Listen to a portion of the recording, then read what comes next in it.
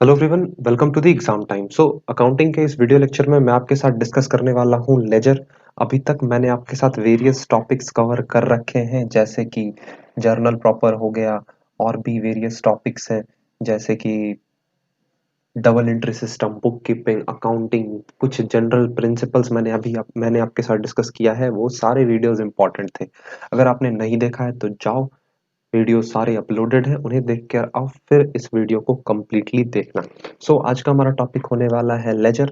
अगर आप complete video lectures के एक्सेस चाहते हो हर एक यूनिट के, जिसमें मैंने बहुत ही डिटेल तरीके से हर एक चीज को एक्सप्लेन करा है, नोट्स है, एमसीक्यूज है, वीडियो लेक्चर, सब कुछ है उसके अंदर। आप से परचेज कर सकते हो, डिस्क्रिप्शन में मैंने लिंक दे दिया है।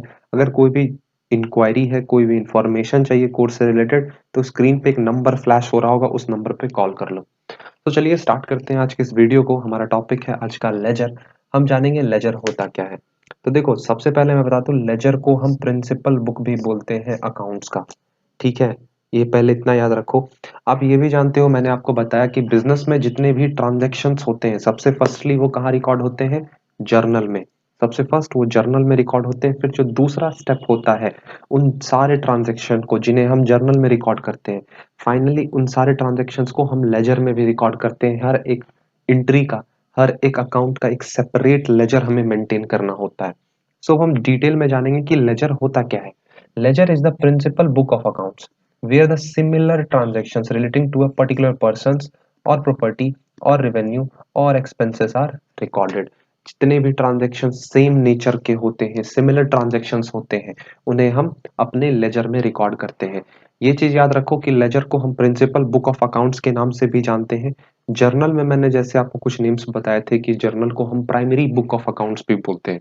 ठीक है, आगे बताया गया है कि जर्नल जो हमारा ये सेट ऑफ अकाउंट्स है, इसके अंदर सारे अकाउंट्स आएंगे बिजनेस एंटरप्राइज के, चाहे वो रियल हो, नॉमिनल हो, या पर्सनल नेचर के हो, वो किसी भी नेचर के हो, इसमें हम सारे अकाउंट्स को मेंटेन करेंगे। ये पॉइंट याद रखना, हो सकता है क्वेश्चन आपसे पूछ लिया जाए। नेक्स्ट पॉइंट इसमें बताया गया कि the main function of a ledger is to classify और sort out all the items appearing in the journal. Main जो उद्देश्य होता है, मेन फंक्शन जो होता है लेजर का, वो क्या होता है कि हमने जितने भी एंट्रीज करे हैं जर्नल के अंदर, उन सारे एंट्रीज को एक अच्छे तरीके से एक सेपरेट अकाउंट में क्लासिफाई कर देना। ठीक है, हम आगे भी डिस्कस करेंगे। मैं आपको एक जर्नल एंट्री दूंगा, उस पे हम एंट्री पास करेंगे सबसे पहले, और फिर उसे हम ट्रांसफर करेंगे अपने लेजर अकाउंट में। लेकिन उससे पहले कुछ बेसिक डिटेल्स आप जान लो। यहाँ पे एक एग्जांपल दे रखा है जिसे हम आगे डिस्कस करेंगे। सबसे पहले आप यहाँ पे फॉर्मेट देख लो, यहाँ पे देख रहे हो the name of the ledger, इस जगह पे यहाँ पे लेजर अकाउंट का सबसे पहले टॉप में हम जहाँ पे लिखा हुआ है नेम ऑफ लेजर अकाउंट, यहाँ पे हम जो भी अकाउंट होता है उसका हम नाम देते हैं। ये साइड हमारा हो गया डेबिट, और इधर हो गया हमारा क्रेडिट साइड। सबसे first date, particulars, JF. JF क्या है? जर्नल फोलियो है। जैसे हम जर्नल एंट्री में लेजर फोलियो पढ़ रहे थे, यहाँ पे हमें जर्नल फोलियो पढ़ना होता है। फिर यहाँ पे हम अमाउंट लिखते हैं, फिर से फाइनली हम डेट, पर्टिकुलर्स, जर्नल फोलियो और अमाउंट। तो ये होता है हमारा फॉर्मेट लेजर अकाउंट का। तो देखो, सबसे पहले मैं कुछ यहाँ पे चीजें क्लियर कर दूं, क्योंकि स्टूडेंट्स के दिमाग में कंफ्यूजन हो सकता है। देखो, जर्नल एंट्री और लेजर अकाउंट में हम क्लास 11th में जब हम थे, तो इसे हम बहुत ही डिटेल में पढ़ रहे थे। लेकिन आपके एंट्रेंस एग्जाम में, चाहे आप किसी भी यूनिवर्सिटी का एंट्रेंस एग्जाम दे रहे हो, वहां पे आपसे इतना डिटेल में नहीं पूछा जाएगा। कुछ बेसिक चीजें होती हैं जिस पे यूनिवर्सिटीज फोकस करती हैं। आपके एक्चुअल, आपका वो चेक करते हैं कि आपने कितना डिटेल स्टडी करा है। जैसे कि यहाँ पे मैंने आपको आपके लिए एक डिफरेंस ले रखा है, इसके अंदर कुछ पॉइंट्स हैं।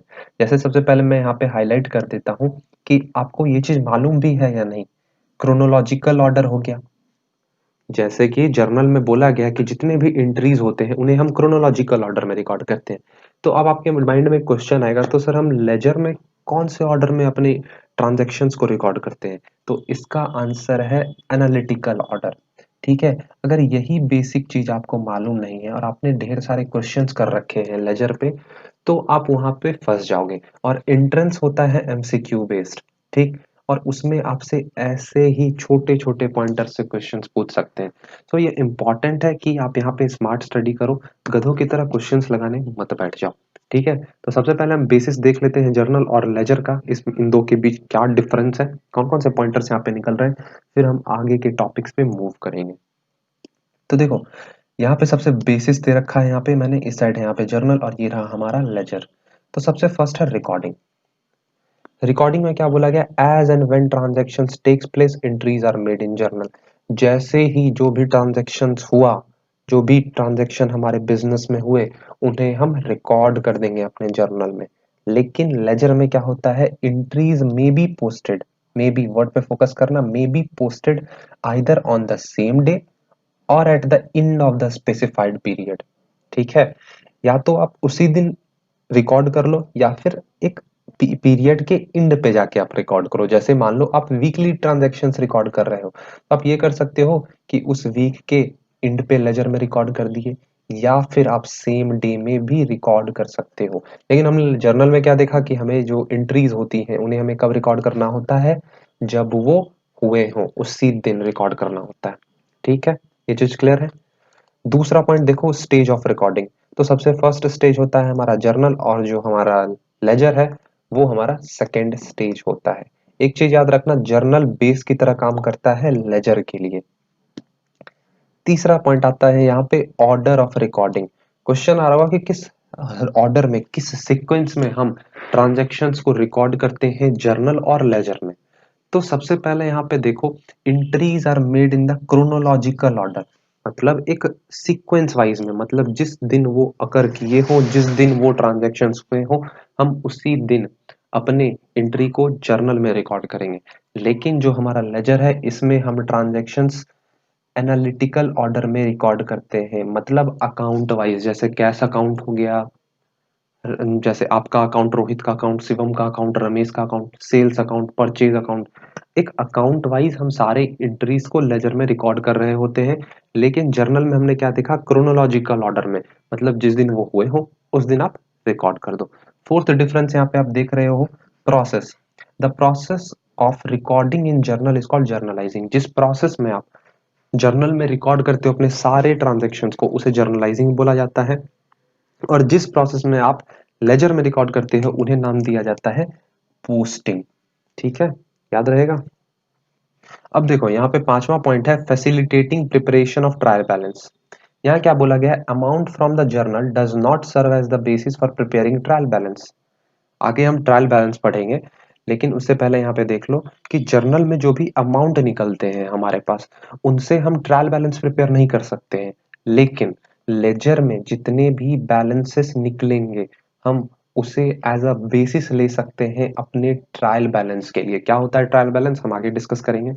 बेसिस ऑफ एंट्री दिया हुआ है, entries in the journal are made on the basis of source document, मतलब जिस तरह से जो हो रहे हो, जो डॉक्यूमेंट्स हो उनके बेसिस पे। और यहाँ पे लेजर में क्या बोला गया, जितने भी हम पोस्टिंग करेंगे ट्रांजैक्शंस के, वो हमारे जर्नल एंट्री के बेसिस पे होंगे। ठीक है, आखिरी है नेट पोजीशन। नेट पोजीशन का मतलब है कि कहाँ पे हम हैं, हमारी बिजनेस कहाँ पे है। सिंपली यहाँ पे बोला गया, net position of an account can not be ascertain from the journal. आप जर्नल एंट्री से, जर्नल रिकॉर्ड से आप ये नहीं बता सकते हो कि आपके बिजनेस कहाँ पे है। लेकिन वहीं मैं बात करूं लेजर की, आप लेजर से बता सकते हो नेट पोजीशन। तो ये है डिफरेंस चार्ट, याद रखना। छोटे छोटे पॉइंटर्स हैं इसमें जहां से एमसीक्यू बनने के फुल चांस होते हैं। तो ये चीज मैंने आपको अभी बता दिया, मैंने मीनिंग बताया, कुछ पॉइंटर्स बताया, फिर डिफरेंस चार्ट आपके साथ मैंने शेयर किया। अब देखो हमारा दूसरा टॉपिक है यहाँ पे पोस्टिंग। पोस्टिंग क्या होता है, देखो जैसे जर्नलाइजिंग हमने देखा था कि जितने भी जर्नल एंट्रीज, जितने भी ट्रांजैक्शंस होते थे, जब उन्हें हम जर्नल में रिकॉर्ड करते थे, उस प्रोसेस को हमने क्या नाम दिया, जर्नलाइजिंग। वैसे ही जितने भी जर्नल एंट्रीज है, जब उन्हें हम लेजर अकाउंट में पोस्ट करते हैं, तो उन्हें बोला जाता है क्या चीज, उन्हें बोला जाता है पोस्टिंग।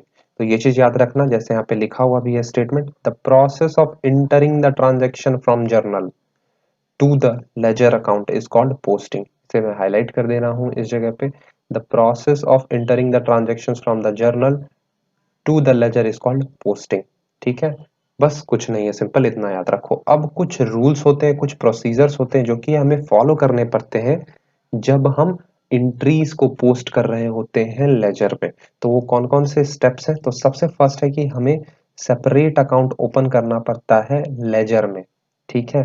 दूसरा स्टेप क्या है, जब आपने लेजर ओपन कर लिया तब उसका नेम, ये सब टाइटल वगैरह हमें लिखना पड़ता है। ये बेसिक है, जब आप एंट्रीज कर रहे होगे क्लास 11th में तब आपको ये सब चीज याद होगा, ठीक है। उसके बाद हम फाइनली जर्नल को शिफ्ट करते हैं। इसे ये 6-7 स्टेप दे रखा है, मैं इसे बहुत ही इजीली आपको अभी समझाने वाला हूँ। देखो कैसे पोस्ट करते हैं, यहाँ पे एक एग्जांपल मैं आपको दिखाता हूँ। हाँ ये रहा, यहाँ पे जो एग्जांपल दिया हुआ है, परचेज्ड मशीनरी फॉर कैश ₹2000। आप यहाँ पे मशीनरी परचेज कर रहे हो कैश के बदले 2000 में, तो इसका सिंपल जर्नल एंट्री क्या होगा, आपके पास आपके असेट्स आ रहे हैं, कैश जा रहे हैं, तो machinery account debit to cash. अब हम सिंपली क्या करना है, हमें ये चीज देखो, यहाँ पे सबसे पहले ये बताओ कितने अकाउंट्स इन्वॉल्व हैं इस एंट्री में।